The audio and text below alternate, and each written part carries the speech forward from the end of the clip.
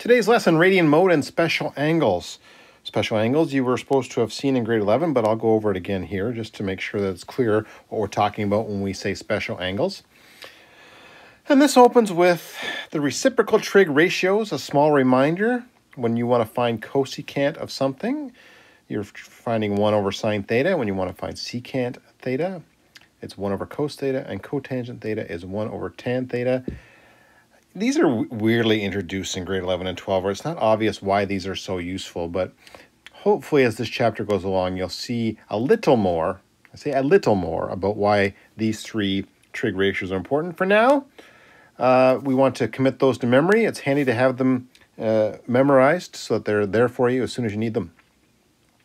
Next, using your calculator with radian measure. If you don't have your calculator with you right now, go and grab it. And your phone calculator might not do this very well, so I encourage you to go grab your actual scientific calculator you're going to do your work with, because I want you to do these examples with me as you go and make sure you're getting the same answers. Now, remember when you did trigonometry in grade 10 and 11, and if your calculator wasn't in degree mode, like we made a big deal about being in degree mode, and you spend a lot of time going, what else is there? It has to be in degree mode. Well, okay, now we're going to find out that there are different modes of your calculator. So now that we've learned about radian measure, we can use the radian mode in your calculator. So when using your calculator to work with angle measures in radians, you have two options. You can change the calculator into radian mode or convert the radian measure to degree mode and use degree mode. Well, no, that's just too much work. That is possible, absolutely, to do number 2. But this is what you want to do. When things are given in radians, turn your calculator to radian mode. So it says, try using your calculator in radian mode to evaluate the following. Round your answer to the nearest hundredth. So make sure you're following along with me and be able to do these in your calculator. It says find sine of pi over 2. What I want you to do is look on the top of your calculator and look for some calculators. It'll say DEG or RAD or GRAD at the top. And you're used to putting it in degree mode with this DEG. Other calculators that might just have a little D symbol or R or G. You've got to find a way to switch that over to radian mode. And it might be in the setup menu. It might be in the mode menu. There might just be a button down at the bottom that has D, R, G in it and switches between the three versions of that. So you got to find a way so that it says R at the top or RAD. Mine happens to be in the setup menu, but like I say, sometimes it's just a button that says DRG on it. You might have to hit the shift key, but hey, you got to play around with your calculator and get this figured out. So, sine of pi over 2, type this in so you can check to see if you get what I get. And I've got my pi button all ready to rock and roll today so that I can actually go sine of pi and have the pi symbol come up on the screen, pi divided by 2, and I get the answer 1. Don't worry about knowing what that answer means right now. For now, just make sure you can get your calculator to do these things. Tan of negative 5. You should get, in radian mode, you should get 3.38. Very mysterious how you do the tan of a negative and get a positive number. We're going to explain that all in the next couple of days. For now, again, just worry about getting your calculator to do these things. Cos of 3 pi over 4. 3 pi over 4. Okay, now, this is what's interesting. If your calculator is new enough, it might come up with something like negative root 2 over 2, which is sort of handy. It does the exact version of this. This particular question asks us to round it to the nearest hundredths. So if it does that, then you've got to find another button that switches from exact numbers to decimals. On mine, it's an S with an arrow and a D. I've seen it with F and an arrow and a D. I've also seen it where you just hit a button that says change. Okay, so that's another button you've got to track down and know how to use in your calculator. When you do that, I get negative 0.71 when I round. Again, very mysterious. How can a cos of an angle come out to negative? Well, okay, more things to talk about that. We'll touch on those in just a minute.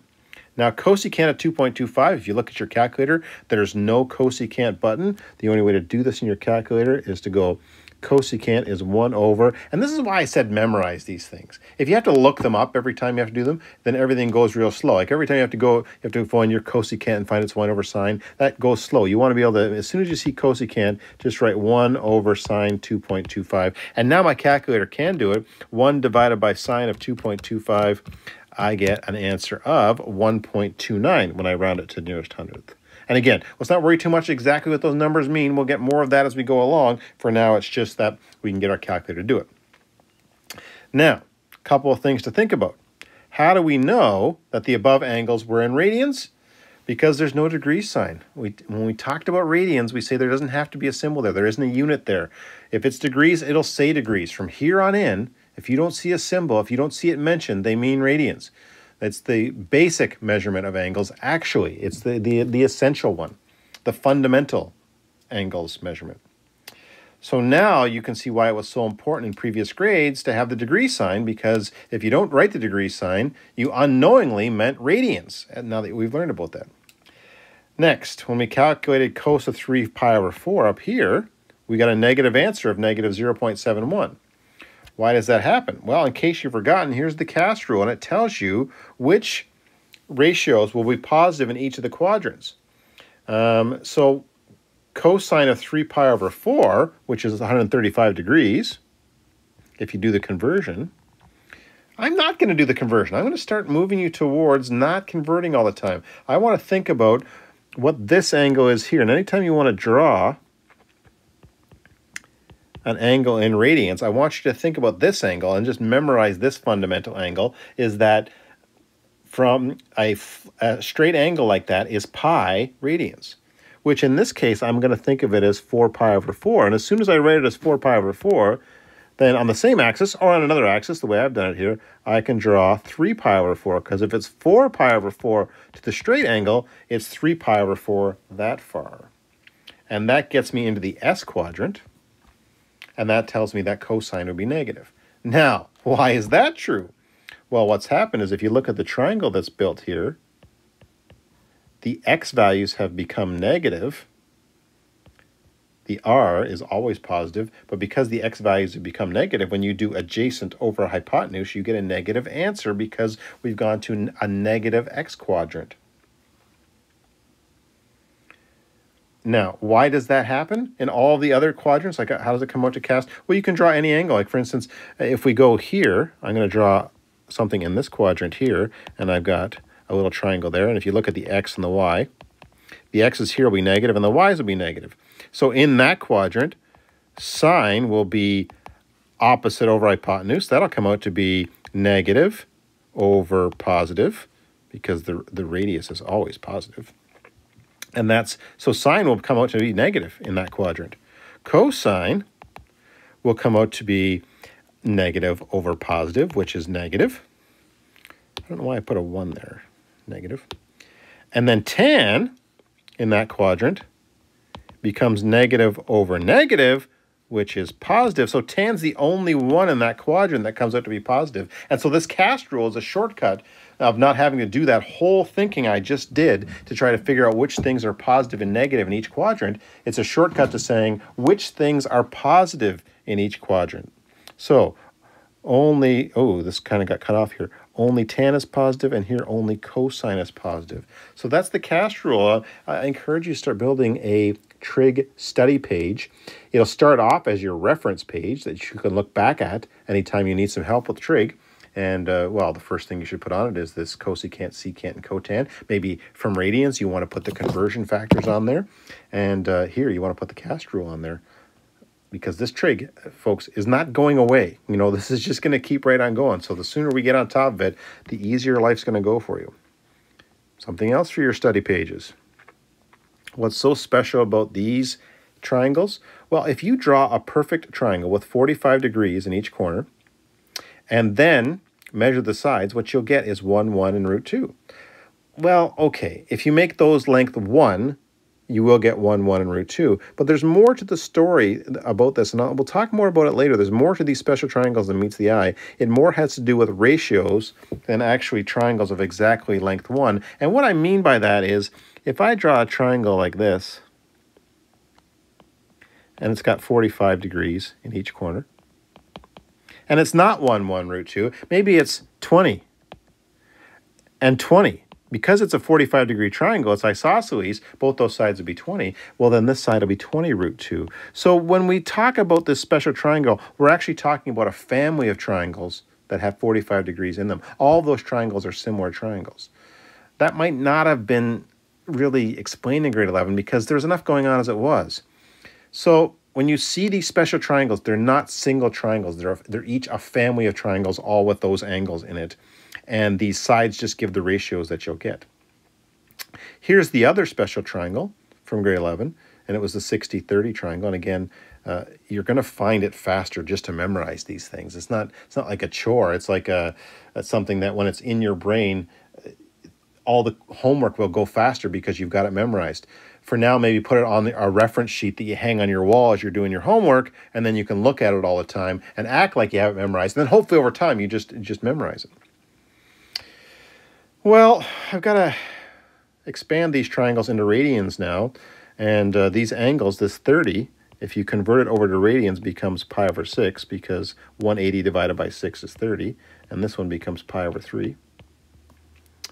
And so these become pi over 4 and pi over 4. So I've got a new set of special triangles with the radian measures in the corners instead.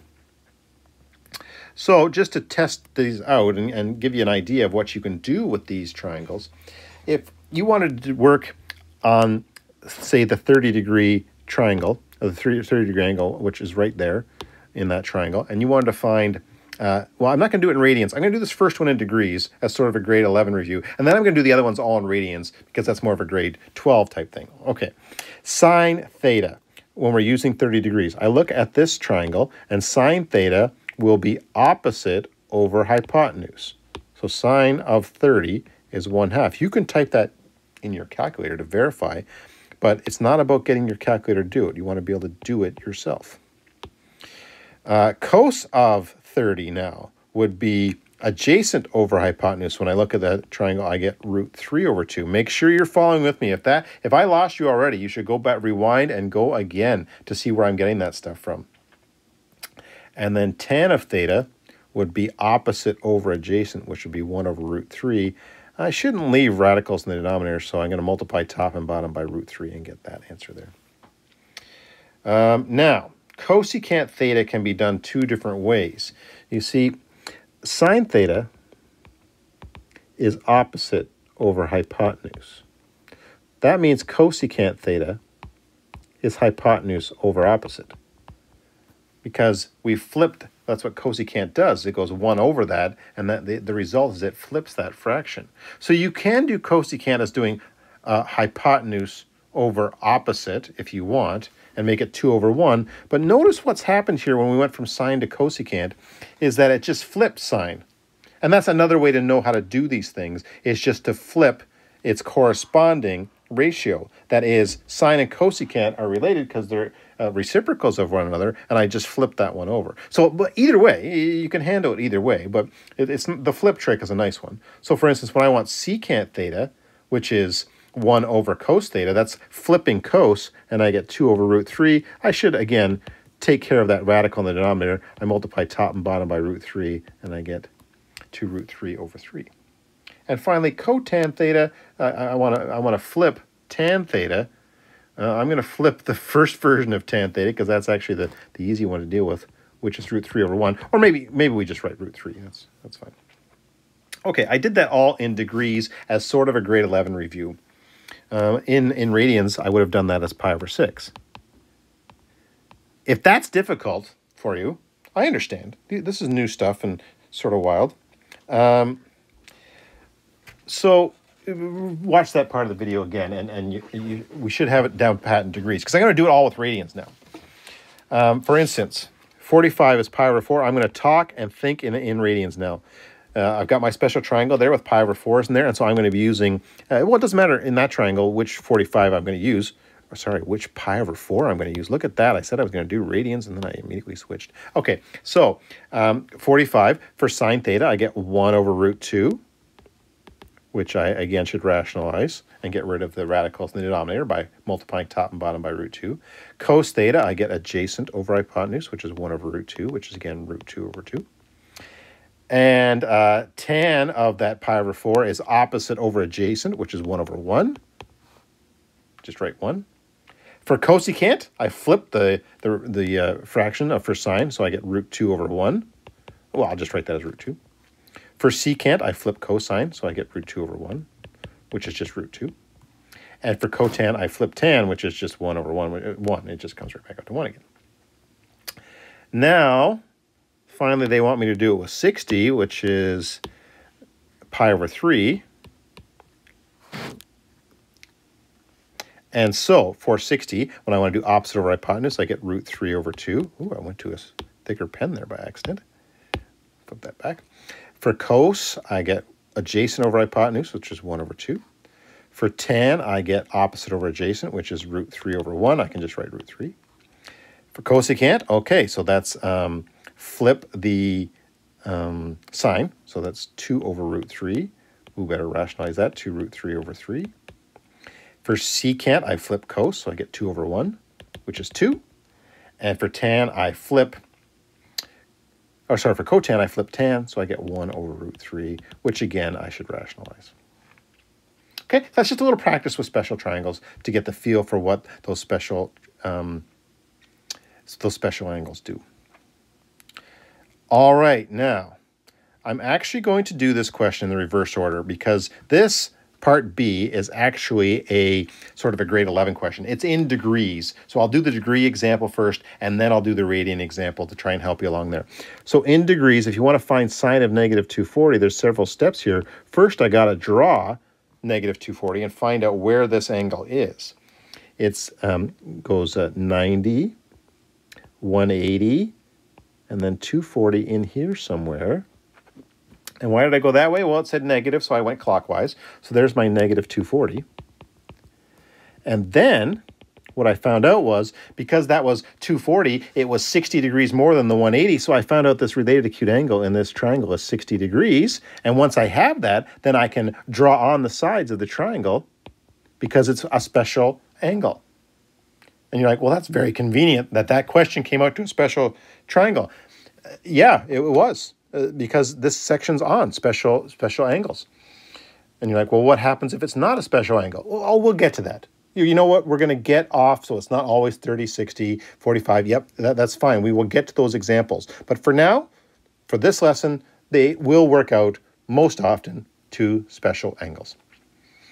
Once I'm there, I can go, okay, now I can handle sine of negative 240. Because I've got it all drawn, and now I know I'm looking for opposite, which is root 3, over hypotenuse, which is 2.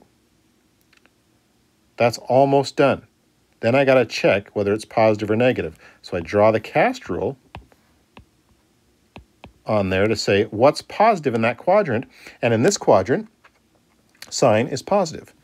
So I put a little positive there, me personally, just to remind myself, yes, I checked to see if it was positive or negative. You sort of got a 50-50 chance if you don't check that. You just got to look at what quadrant it's in. Now you're asking why would it come out to be positive? And the answer is, well, it's doing opposite here, root 3, and root 3 will be a positive y value there, and 2, because it's a radius, is always positive, so it comes out to positive over positive. So the cast rule is just a shortcut to not doing all that work on the sides to see which sides are positive and negative. Okay. All that thinking in radians. This is not easy. You can hear my voice slowing down on purpose to very carefully explain how you handle finding cosine of angles that are in radians. Cosine 5 pi over 6. Now what I do is I first draw when you're first learning these, is I first draw a picture of pi. Pi is very helpful in these. So if you have trouble with these, immediately draw a picture with pi. But then right beside it, I say, well, pi in this case, it'll be convenient to think of pi as 6 pi over 6. That's a convenient way to think of what pi is. And the reason I wrote it that way as 6 pi over 6, because then I can draw what I know 5 pi over 6 looks like. If that's 6 pi over 6, then 5 pi over 6 will be almost as big. Oh, I'm pretty unhappy with how straight that came in, so I'm going to draw it in the other way there. I don't want 6 pi over 6. I want 5 pi over 6, meaning the relate acute angle here is pi over 6. And this is what I was talking about as far as knowing your special triangles. If you then have to again scroll, find through your sheets and find, oh, pi over 6, the opposite's 1. And then, let's see, for pi over 6, their adjacent's root 3.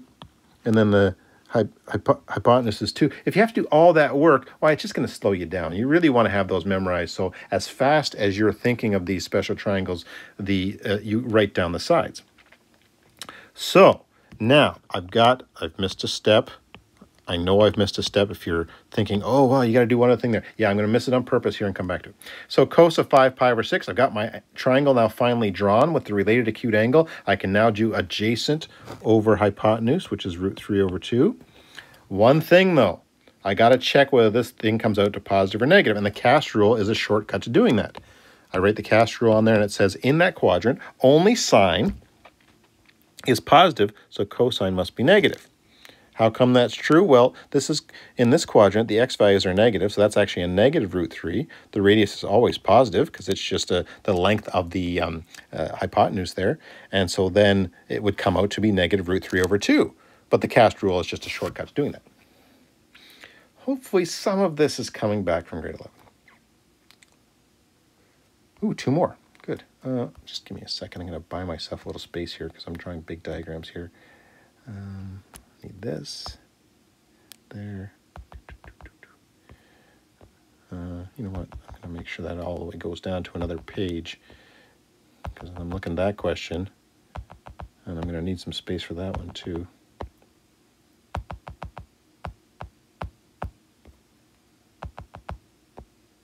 A couple more. Gives me enough space. Turn off that. Turn off that. Okay, back to here. All the same steps as the last one. So if you're a little bit confused after that last one, no problem. Check this out. Go through these steps. When you got to do one that's in radians, first draw on pi, which in this case, I'm going to think of as 4 pi over 4. Because if I think about that as being 4 pi over 4, it allows me to draw where 11 pi over 4 is. Because where I'd be going is, this would be 4 pi over 4. Now that's 8 pi over 4. And now that's 11 pi over 4. I need another 3 pi over 4 there. There's my 11 pi over 4. Each straight line, each 180 degrees if you want, was a 4 pi over 4. So I went 4, 8, 11 pi over 4s. Because it was 11 pi over 4 and didn't get to 12 pi over 4, there's one left over. And because I got my special triangle memorized, bang, bang, bang, that all happens very quickly. I've learned my lesson about the cast rule. I draw it on there. And now I can get my answer for tan of 11 pi over 4. It's opposite over adjacent, but it's in a sine positive quadrant, so it's got to be negative. I simplify that to -1. I sped up a little bit in that question to motivate you to go, once I know all these details, once I have them in my head, these questions don't have to take forever. They will take it forever the first few times you do them, but don't get down and think that it's forever going to be so slow, because it doesn't have to be that slow. Let me slow this one down a little bit. Again, I start off by drawing what I know pi is, which is that much. And in this case, it'll be helpful to think of pi as 4 pi over 4, which means every straight line is 4 pi over 4s. So then when I go to draw my angle that they want, which is -7 pi over 4, which means I'm going clockwise. So there's 4 pi over 4. If I went all the way to the next line, that would be 8 pi over 4. So I don't want to go all the way there. I want to go right there. There's -7 pi over 4. It didn't quite get to 8 pi over 4. There was pi over 4 left over. So my related acute angle is pi over 4. Because I have that memorized, that all happens very quickly. This all happens fairly quickly. And then cotangent, whoa.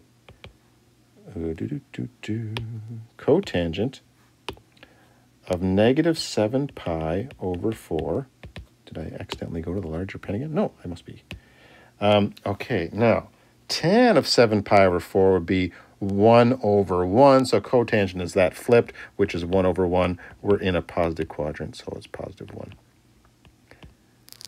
I should mention you can check these with your calculator, but we don't give any marks for just writing down the answer in these. We really need to see the work here. You're like, how come? Well, because this course is not teaching you how to punch things in your calculator. It's teaching you to become somebody who can understand how the calculator is getting the answer and can do the calculations yourself. As well, it won't be long before this won't be an angle in here. It'll be some kind of variable. And once it's a variable, your calculator can't help you anymore. So we need to be able to handle these things on our own. Okay, this looks really scary. I'm going to break this question down into a few pieces. First, I'm going to find out what sine of pi over 4 is. And I need to tell you as a shortcut, when it's sine of pi over 4, I don't need to worry about the quadrants or anything like that, because sine of pi over 4 can be found right on a special triangle. You don't need crazy quadrants when the angle's acute like that. It's 1 over root 2. Now, I know you're like, rationalize, and what I'll say is I want to expand your wisdom on rationalizing, that there's a square root in the denominator here, and what I'm going to do is I'm going to make sure, I'm going to add to this now, I'm going to make sure there's no square roots in my final answer. We'll just see how it plays out. Yeah, I know. No roots in the denominator. I get it. But let's just see how this plays out. And I'll just make sure there's no roots in my final answer. Next, I'm going to find out what sine of 13 pi over 6 is. So I'm going to do what I did before, which is think about what pi looks like, first of all. And in this case, I'm going to think of pi as 6 pi over 6. That helps me draw this thing, because that'll be 6 pi over 6. That'll be 12 pi over 6. And then I need an extra little bit. It's not 12 pi over 6. It's an extra pi over 6 there.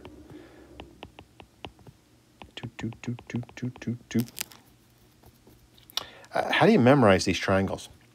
You got to have your own little trick.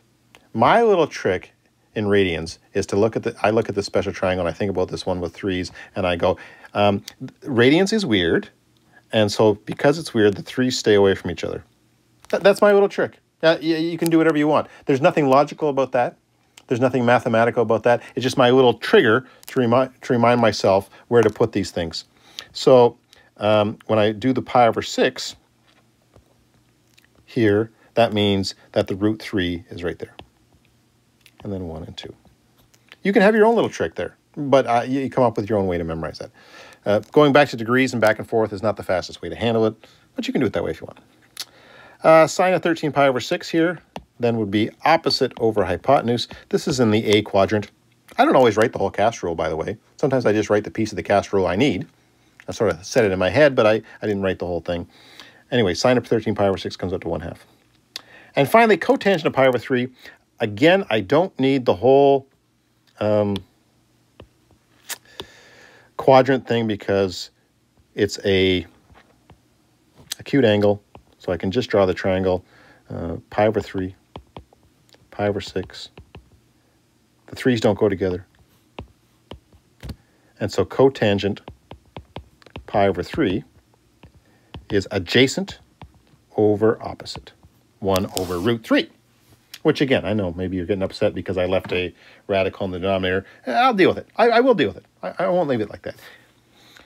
Okay, so they wanted sine squared pi over 4 plus 2 sine 13 pi over 6 cotangent pi over 3. I've done all the work I need to find out what each of those things are.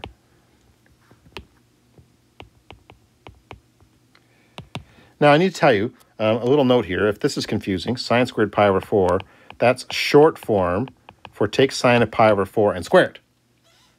It's just a handy short form. You'll find that it's a very convenient way to write sine of pi over 4 squared. Just put the squared in the middle there. Now, I found sine of pi over 4 was 1 over root 2. And they want me to square that thing. Then plus 2, I found sine of 13 pi over 6, that's 1/2. And I found cotangent of pi over 3, that's 1 over root 3. I don't need the rest of the stuff on the page now, so I'm just going to scroll down. I left myself a little room here. When I square top and bottom there, I get 1 over 2. When I go 2 times 1/2, 2 times 1/2 is 1. And so I got 1/2 plus 1 over root 3. Now, I sort of glossed over the rationalizing the denominator thing for this moment. One thing that happened was this, I didn't bother rationalizing the denominator because it all worked out.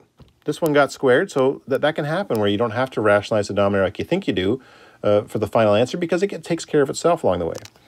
But this one was bad. This is really bad, and this is one of the reasons, not the only reason why we rationalize denominators, is it's hard to get common denominator when you've got a weird radical in the bottom. So now is the time that I'm going to rationalize the denominator by, let me show all the steps here just in case this stuff is a bit of a mystery to you. What I'm going to multiply this fraction is by the number 1. In this case, I'm going to choose root 3 over root 3 because that very nicely turns the bottom into root 9. which is 3. That's why that trick works, is if you multiply top and bottom by whatever's there in the radical, it turns it into not a radical. After doing that, then finding the common denominator is no problem. I'll turn this into sixths. Turn this one into sixths. And then I can put these together. 3 plus 2 root 3 over 6. What a nice answer it came out to be when it was all done. Okay, that was a crazy calculation to start, and it gives you a taste of where all this stuff is going. It's very important. Keep up with this practice. There is a couple of easier days coming in this chapter, so if you're feeling overwhelmed, settle down, work your way through this, use the solutions provided to guide you when you have trouble. Definitely ask questions of those around you, and send emails in to the teacher. Come and see me electronically so that I can help you out with these things. Because I know that when you're first doing this stuff is very intimidating. But it's not impossible. I got to tell you, it's not impossible. That lots of people have gone through this stuff and worked their way through it. So just pound away at it and stay in touch. Have a great day, and I'll see you next time.